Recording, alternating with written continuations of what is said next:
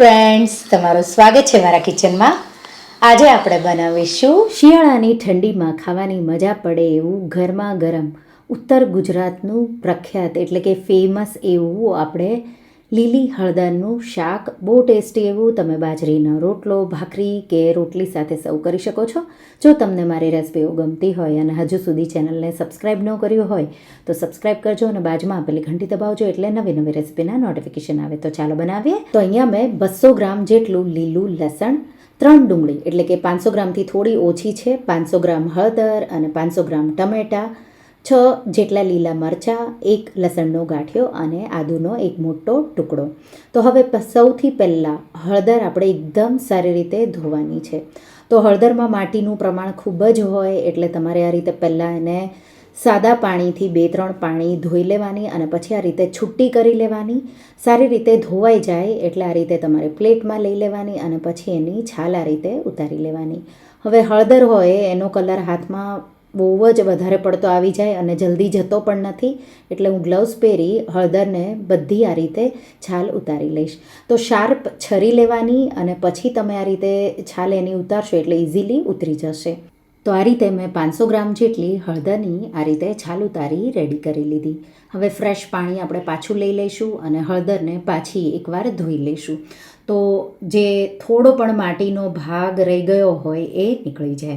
તો હવે સારી રીતે ધોવાઈ ગઈ. હવે આપણે ખમણી લઈશું. તો ખમણી માટે તમારે જે ગ્રેટરમાં મીડિયમ હોલ્સ હોય તો બહુ મોટા પણ નહીં, બહુ નાના પણ ન હોય, એનાથી તમારે બધી જ હળદરને આ રીતે ખમણી લેવાની. તો આ રીતે મેં ખમણી રેડી કરી લીધી.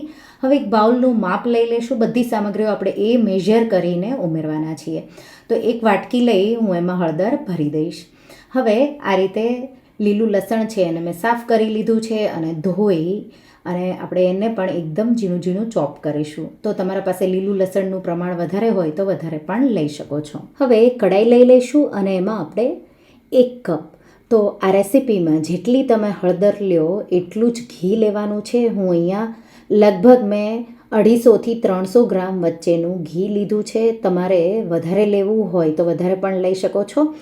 આ રેસિપીમાં ઘીનું પ્રમાણ ખૂબ જ હોય તો તમારા પર છે તમારે કેટલું વાપરવું. તો મેં અહીંયા લગભગ 250 ગ્રામ જેટલું ઘી લઈ અને ઘી ગરમ થઈ જાય ત્યાં સુધી એને ગરમ કર્યું. ગેસની ફ્લેમ મીડિયમ કરી અને હળદર જે આપણે ખમણીને રાખી છે એ ઉમેરી દઈશું.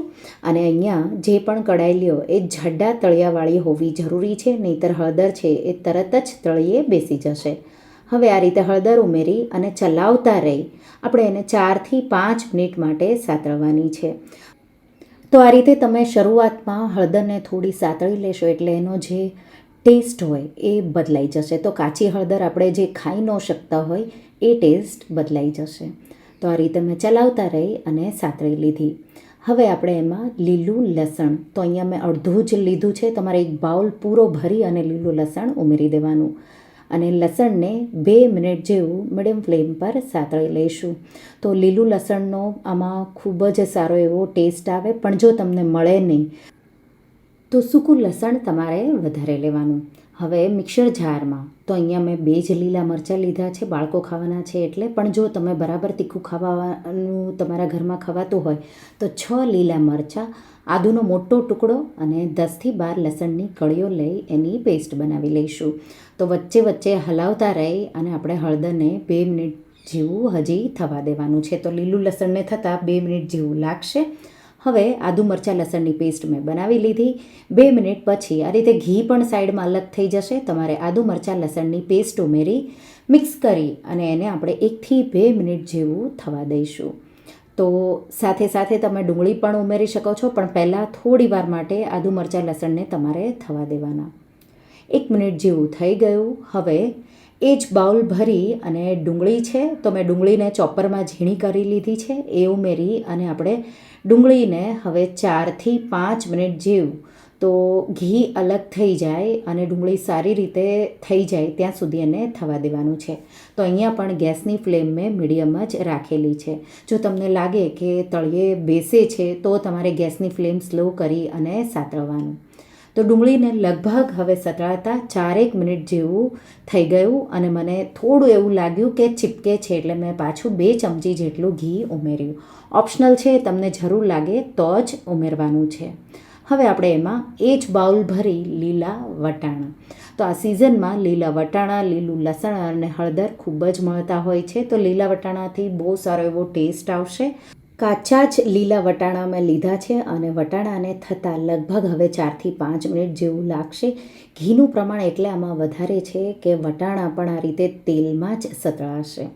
તો આ રીતે હવે ઘી અલગ થઈ ગયું, વટાણાને પણ સતળાતા 5 મિનિટ જેવું થઈ ગયું. એ જ બાઉલ ભરી 500 ગ્રામ જેટલા મેં અહીંયા ટમેટાં, સાથે 3થી 4 ટીસ્પૂન જેટલું મીઠું, કે પછી સ્વાદ પ્રમાણે. તો આપણે કડાઈ ભરીને શાક બનાવીએ છીએ તો એ રીતે મીઠું તમારે ઉમેરી દેવાનું. મિક્સ કરી દઈશું અને હવે ટમેટાં સોફ્ટ થઈ જાય ત્યાં સુધી આપણે એને થવા દઈશું. આ રીતે ઘી પણ અલગ થઈ જશે અને ટમેટાં પણ સોફ્ટ થઈ જાય એટલે હવે આપણે એમાં લાલ મરચું પાવડર. તો લીલું મરચું ઓલરેડી વાપર્યું છે, કાશ્મીરી લાલ મરચું મેં લીધું છે.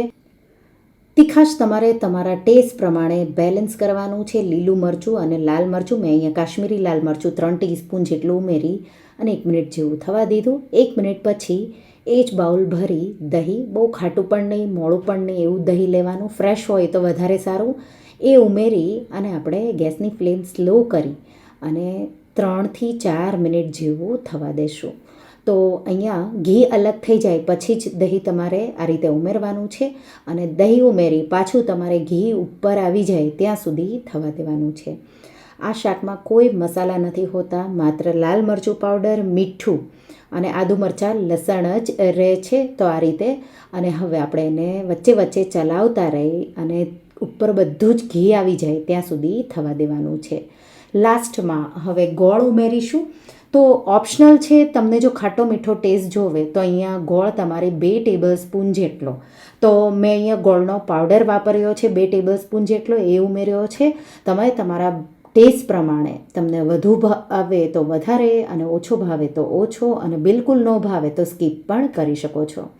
ઉપર આપણે હવે લીલું લસણ આ રીતે છાંટી દઈશું અને આપણું લીલી હળદરનું શાક લગભગ 5થી 6 મિનિટ જેવું મેં થવા દીધું અને તૈયાર થઈ ગયું.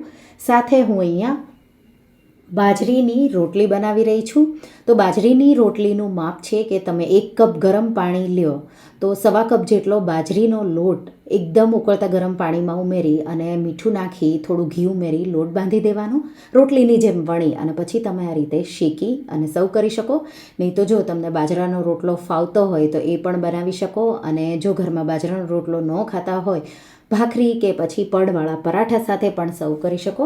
તો શિયાળામાં ખાસ બનતું એવું લીલી હળદરનું શાક અને સાથે મેં અહીંયા બાજરીની રોટલી, ડુંગળીનું મેં સેલેડ લીધું છે, છાશ સાથે ગરમા ગરમ તમે આ લીલી હળદરનું શાકને સર્વ કરો. જો તમે ક્યારેય ન બનાવ્યું હોય અને શિયાળામાં ન ખાતા હોય તો એકવાર આ ટ્રાય કરજો. અને આ શાક વધારે પ્રમાણમાં જો બની જાય તો આપણે એને બહુ જ કૂક કર્યું છે તો તમે એને રેફ્રિજરેટરમાં 2 કે 3 દિવસ રાખીને પણ ખાઈ શકો. બહુ ગુણકારી, હેલ્ધી એવું. અને જો ઘીનું પ્રમાણ તમને વધારે લાગે તો આ રીતે શાક બની જાય પછી તમે અલગ પણ કાઢી શકો છો અને પછી કોઈ શાકના વઘારમાં તમે એ ઘી પણ વાપરી શકો છો. તો તમારા પર છે, તમને જો ઘી વધારે લાગતું હોય તો આ રીતે ઘી બધું ઉપર આવી જાય એટલે તમારે કોઈ બીજા એક બાઉલમાં કાઢી લેવાનું અને તમારે એને ગરમ ગરમ સર્વ કરવાનું.